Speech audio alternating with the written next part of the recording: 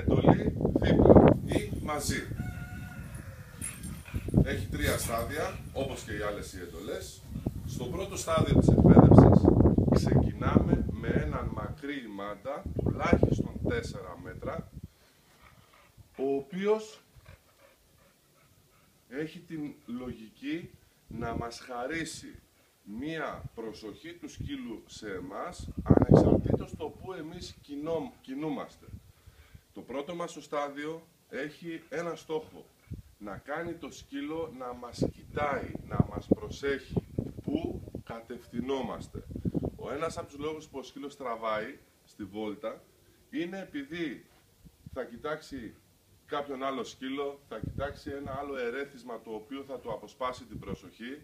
Αν διαφορεί ο σκύλος για το πώς κινούμαστε και πού πηγαίνουμε εμείς, με αποτέλεσμα αυτός να στοχεύει να πάει κάπου ανεξαρτήτως αν εμείς θέλουμε ή δεν θέλουμε να πάμε σε αυτό.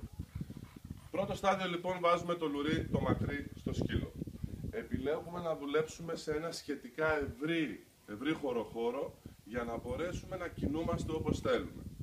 Κρατάμε τον ημάντα δεξής αντίχειρας μέσα στο πιάσιμο του ημάντα, ένα κλείσιμο του χεριού, δεύτερο χέρι από κάτω και κολλάμε δυνατά στο στήθος μας. Και κάνουμε το εξής.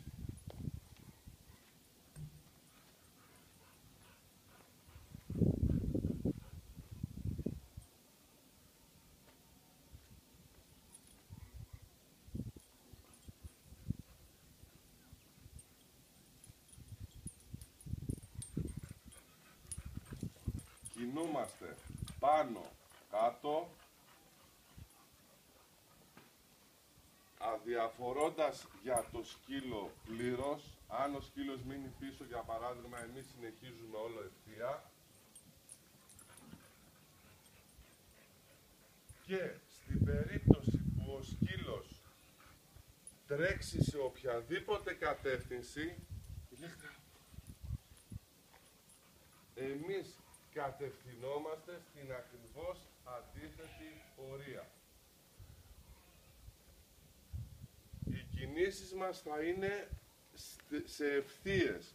Δεν κάνουμε κύκλους,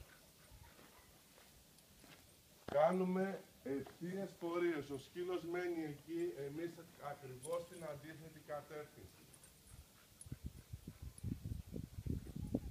Εάν ο σκύλος την ώρα που κινούμαστε κάνει ότι τεινάζεται να πάει προς οποιαδήποτε πορεία, κατευθείαν εμείς χωρίς να περιμένουμε καθόλου οδηγούμαστε στην αντίθετη κατεύθυνση. Μπουμ!